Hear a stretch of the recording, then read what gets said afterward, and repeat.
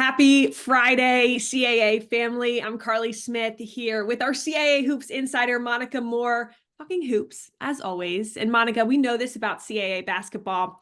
When the ball goes up, it's anyone's game, but only one team remains undefeated in conference play, and that's Stony Brook. Monika, I have a feeling we're going to be talking a lot about Stony Brook this year. They prove they can go on the road and win, taking victories over Towson and Delaware this past week. And Monika, 4 players reached double figures in both of those wins, both of those outings. They shot 50% from beyond the arc against the Tigers.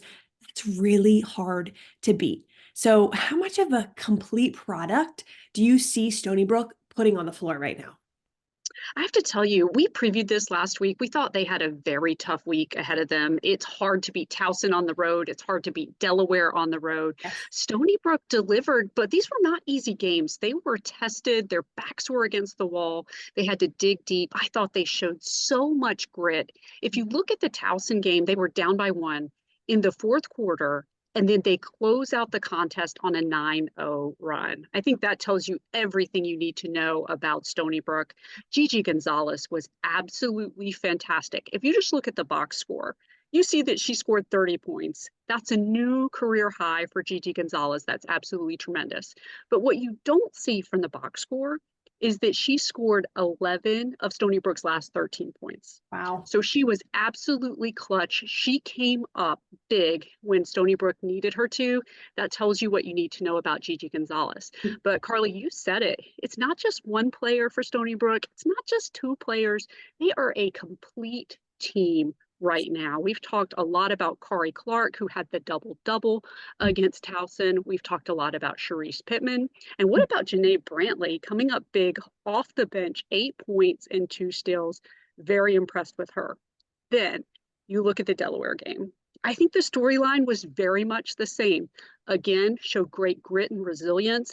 Every time there was a big run, they're able to withstand it. Sure. Lots of different players stepping up. Gigi Gonzalez, 20 points.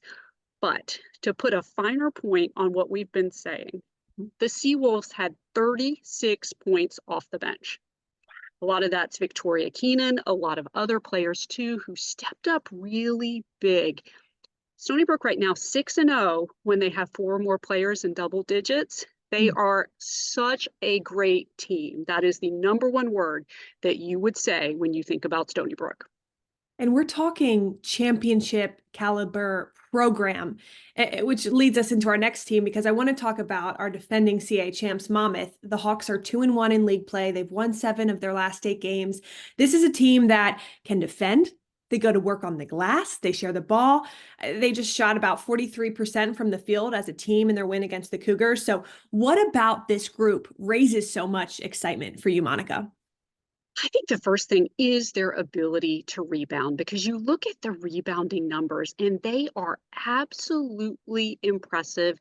You look at what they did against Campbell with a plus 18 rebounding margin. They had 13 offensive rebounds that they turned into 16 points. When you win a contest by 2 points, that's something that you look at in terms of your ability to get those offensive rebounds and convert those into points. I do want to congratulate Belle Cramble, who had her 600th career rebound in that game. A big moment and milestone for Cramble. I thought she was tremendous. The other thing that I think Monmouth is doing very well is hitting their free throws. You have to be able to do that down the stretch. They were 8 of 10 in the contest, 4 of 4 in the fourth quarter. That's absolutely huge. They have tremendous offensive balance as well. That's going to be a theme today, because you're seeing that the teams that are finding the success right now are the teams that don't just rely on 1 or 2 players. Casey Donovan, so reliable, 11 points. Huge from behind the 3-point line. Jania Hall has been fantastic. Taisha Exenor has been fantastic. They have lots of great options that they can turn to. And of course, we knew Monmouth, also a big test against the College of Charleston. That was one that we had circled on our calendars. The result is the exact same. The rebounding was tremendous. Let's talk about Belle Cramble again. 18 rebounds and 5 blocks in that game. Talk about making your presence known in the low post. I thought she was so huge. It was a plus 13 rebounding margin for Monmouth in that game. And again, they brought the offensive balance. So When you think about Monmouth, you think about Ariana Vanderhoop, 15 points in that game, but it's not just her. Sandrine Kleska, absolutely fantastic. Jania Hall, the list goes on. When you have all those players that you can rely on and you get 26 points off the bench, you're going to have a very good day. Wow. Excellent stuff, Monika. And I want to transition to another team who's really picked up some steam. It's your CAA dark horse, North Carolina A&T, winners in 6 of their last 7, including a 3-1 start in league play.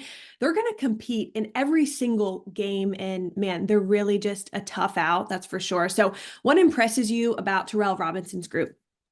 Well, you talked about picking up steam. I think you have to look 3 games back to the Towson game and Chania Clark's big 3-pointer to force overtime off the pick and pop play. I think if we put together a highlight reel of moments from the conference season, that one is going to be on there because I think that play gave North Carolina A&T so much momentum coming into this week after they got that win over Towson. They absolutely have not disappointed. They had some tough tests this week. They had William and Mary and they had Hampton.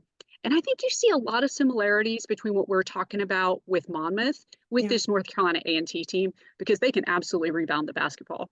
They had a plus 20 rebounding margin against William and Mary. Chania Clark, 12 rebounds in that contest, and they knocked down the free throws. They were 20 of 23 from the free throw line. They scored about 38% of their entire points from the free throw line. Wow. That's clutch. Now, I do want to tip my hat to William and Mary, by the way, because they were 15 of 16 from the free throw line. But that was a big statistic for North Carolina A&T in this game. They also have the balance. You knew it was coming. We've talked about the offensive balance. They have lots of players, too, that you can rely on for the big baskets. But Jordan Dorsey, oh, my goodness, she's been phenomenal this season. And she's not just a scorer. She rebounds as well. 11 points, 8 rebounds against William and Mary. Now, I was excited about North Carolina A&T and Hampton because that's a big rivalry game. Yes. Those games are always fun ones to watch. And this one, again, did not disappoint. It was a tough game for both teams. Both teams really came to play. North Carolina A&T relied on their strengths. They relied on their balance. Chania Clark, 5th double-double of the season. Malia Bracone can knock down the big-time 3-pointers. And Jordan Dorsey delivers with 18 points and 8 rebounds. Wow. Let's talk about some other standout performances because there's so many. I mean, Campbell won their first CAA contest in program history with the 69-59 win against Towson. That's hard to do. Northeastern went 2-0 this weekend, and Taryn Barbeau. I mean, come on, Charleston, yet again, our CAA Rookie of the Week after scoring the most points by a CAA student athlete in the 2023-2024 season. I mean, she had a career high 36 points against Monmouth. All of that to say, who are some players who have really impressed you as of late?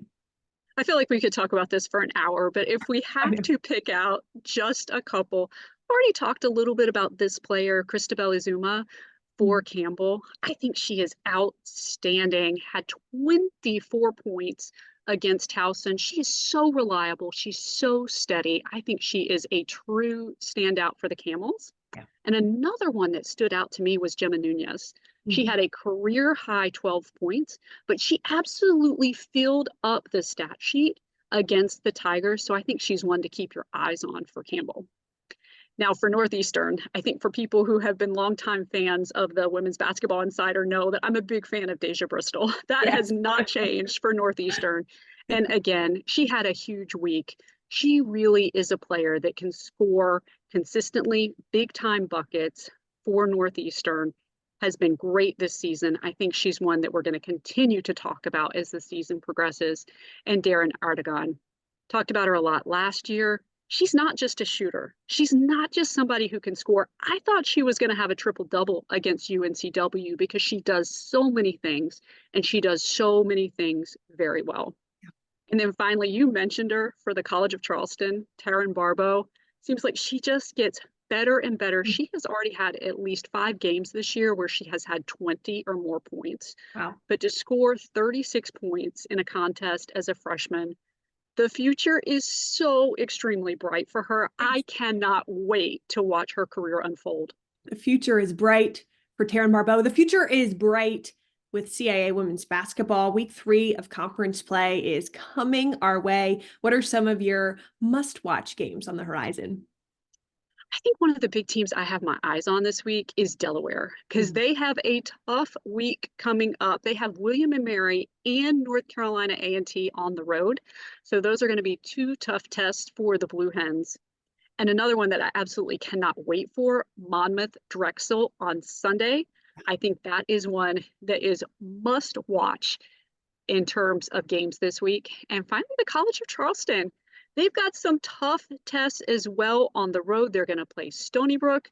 They're going to play Northeastern. So I think both of those games are going to be really fun. If you're watching this, visit caasports.com to check out the schedule, check out where you can view all of these games, must watch on Flow Hoops. Week in and week out, Monika, you're the best. Thank you so much for your time.